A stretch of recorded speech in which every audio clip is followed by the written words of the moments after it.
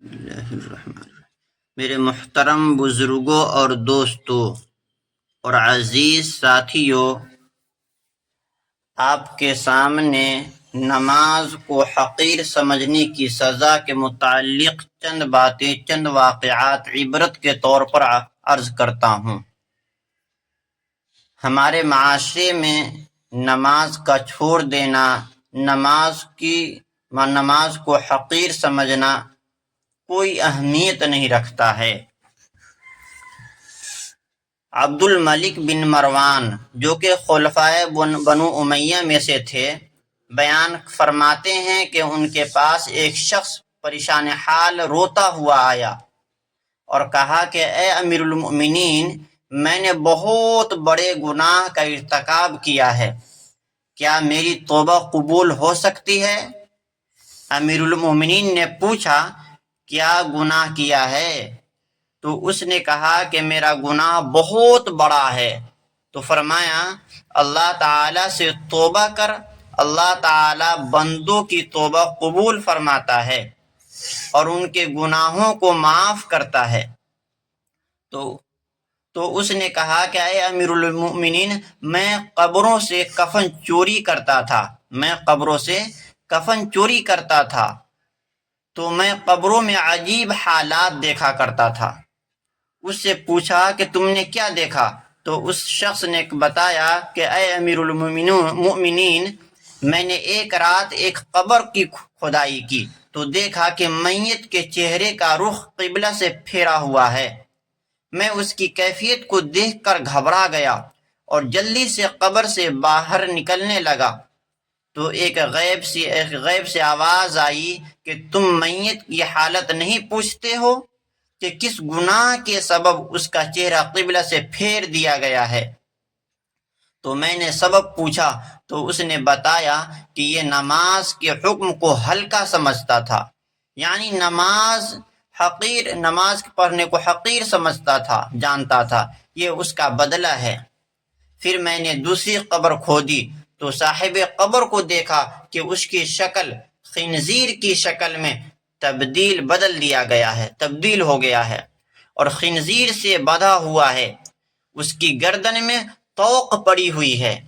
یہ کیفیت دیکھ کر میں گھبرا گیا اور وہاں سے نکلنے کا ارادہ کیا تو غیب سے آواز آئی کہ اس کے عمل کے بارے میں پوچھتے نہیں ہو کہ اس کا عمل کیا تھا اور اس کو یہ عذاب کیوں دیا گیا؟ تو میں نے پوچھا کہ کیوں؟ تو انہوں نے جواب دیا کہ یہ دنیا میں شراب پیتا تھا اور بغیر توبہ کے مر گیا۔ اے امیر المومنین، میں نے تیسری قبر کھودی تو دیکھا کہ صاحب قبر کو آگ کی زنجیروں سے زمین کے ساتھ باندھا ہوا ہے اور اس کی زبان گدھے کی طرح باہر نکل رہا ہے۔ یہ حالت دیکھ کر میں خوف زدہ ہوا اور واپس ہونے لگا اور قبر سے نکلنے والا تھا کہ اچانک آواز آئی کہ اس کی حالت نہیں پوچھتے، یہ اس کو عذاب کیوں دیا جا رہا ہے، یہ عذاب میں کیوں مبتلا ہے؟ تو میں نے پوچھا کیوں؟ تو جواب ملا کہ ایک تو یہ پیشاب سے احتیاط نہیں کرتا تھا، دوسرا یہ کہ لوگوں میں چغل خوری کرتا تھا، یہ اس کی سزا ہے۔ اے امیر المومنین، میں نے چوتھی قبر کھودی تو میں نے صاحب قبر کو آگ بھڑکتے ہوئے پایا۔ میں اس سے ڈر گیا اور وہاں سے نکلنے لگا تو آواز آئی، تم اس کی حالت نہیں پوچھتے، یعنی ان پر یہ عذاب کیوں ہو رہا ہے؟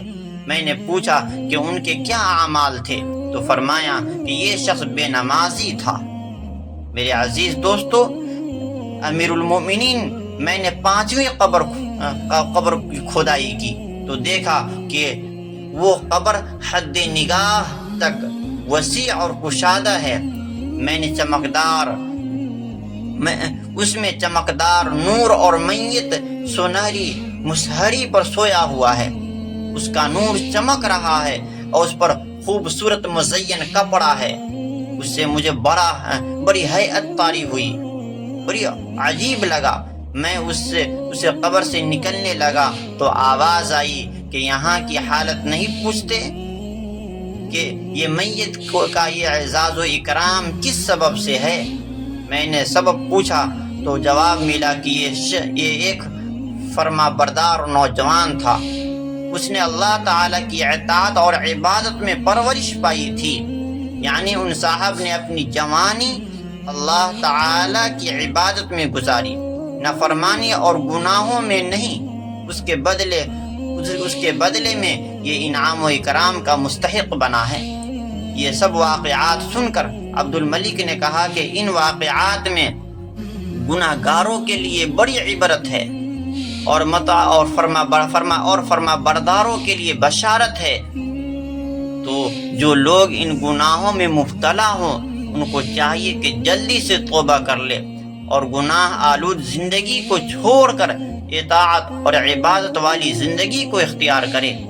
اللہ تعالیٰ سے دعا ہے کہ اللہ تعالیٰ ہم سب کو اپنے فرما برداروں میں سے بنائیں اور فسق و فجور سے ہماری حفاظت فرمائیں۔ آمین۔ وما علینا الا البلاغ۔